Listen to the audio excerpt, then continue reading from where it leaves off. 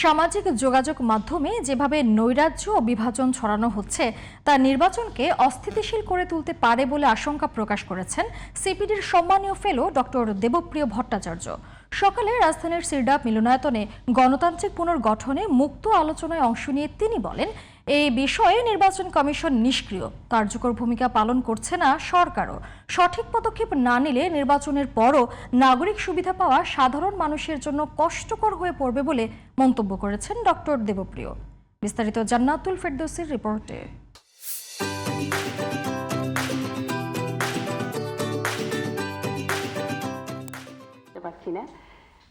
সামাজিক যোগাযোগ মাধ্যমে চোখ রাখলেই সবচেয়ে বেশি এআই এর নানা কন্টেন্ট সামনে আসে। ফ্যাক্ট চেকিং বা ভেরিফিকেশন ছাড়া কন্টেন্টটি সত্য নাকি বানানো তা বোঝা সাধারণ মানুষের পক্ষে বেশ জটিল।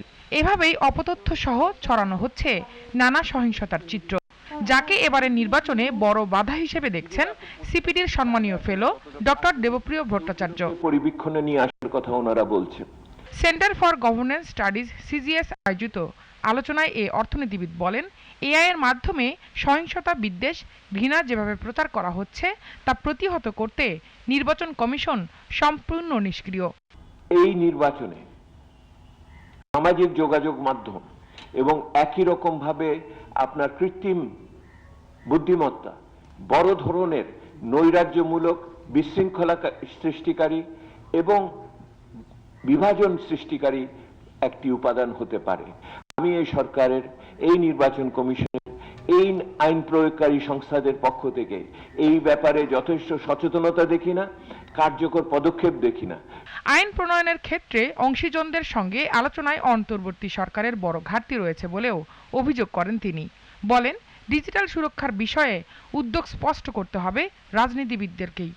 যদি ডিজিটাল পদ্ধতির আরো বড় ধরনের সম্প্রসারণ না হয়, তাহলে আমরা দুর্নীতি নিয়ন্ত্রণ করার ক্ষেত্রে এবং দক্ষতা বৃদ্ধি করার ক্ষেত্রে বড় ধরনের অগ্রগতি করতে পারবো না। অর্থনীতি সহ সামগ্রিক কাঠামো ডিজিটালাইজড না হলে দুর্নীতি রোধ করা সম্ভব নয় বলেও মত দেন এই অর্থনীতিবিদ। আমাদের এবারের যে নাগরিক ইস্তেহারের অন্যতম দাবি, বড় দাবি হলো একটি একীভূত জাতীয় তথ্য ভান্ডার করতে হবে এবং এটার যেটা জবাবদিহি ভিত্তিক একটি প্রতিষ্ঠান তৈরি করতে হবে। আলোচনায় অন্তর্বর্তীকালীন সরকারের ডিজিটাল সেবার ক্ষেত্রে স্টারলিংক এর বাণিজ্যিকীকরণ ও অনিবন্ধিত মোবাইল সেট বন্ধের সিদ্ধান্তকে কার্যকরী পদক্ষেপ বলেও মন্তব্য করেন ডক্টর দেবপ্রিয়। জান্নাতুল ফেরদৌসি, জিটিভি নিউজ, ঢাকা। সামুদ্রিক মৎস্য সম্পদ ও ইকোসিস্টেমের উপর পরিচালিত জরিপ ও গবেষণা প্রতিবেদন মঙ্গলবার প্রধান উপদেষ্টার কাছে জমা দিয়েছে এই সংক্রান্ত কমিটি। পরে এ বিষয়ে বৈঠক অনুষ্ঠিত হয়। এ সময় প্রধান উপদেষ্টা গভীর সমুদ্রে গবেষণা ও সমস্যা চিহ্নিত করতে গুরুত্ব আরোপ করেন। তিনি বলেন, দেশের স্থলভাগ যতটুকু তার সমপরিমাণ অঞ্চল জলভাগেও আছে, কিন্তু এই সম্পদগুলো ঠিকমতো কাজে লাগানো যায়নি। এমনকি সম্পদের পরিমাণ কি, সম্ভাবনা কেমন তাও জানা যায়নি বলে উল্লেখ করেন প্রধান উপদেষ্টা।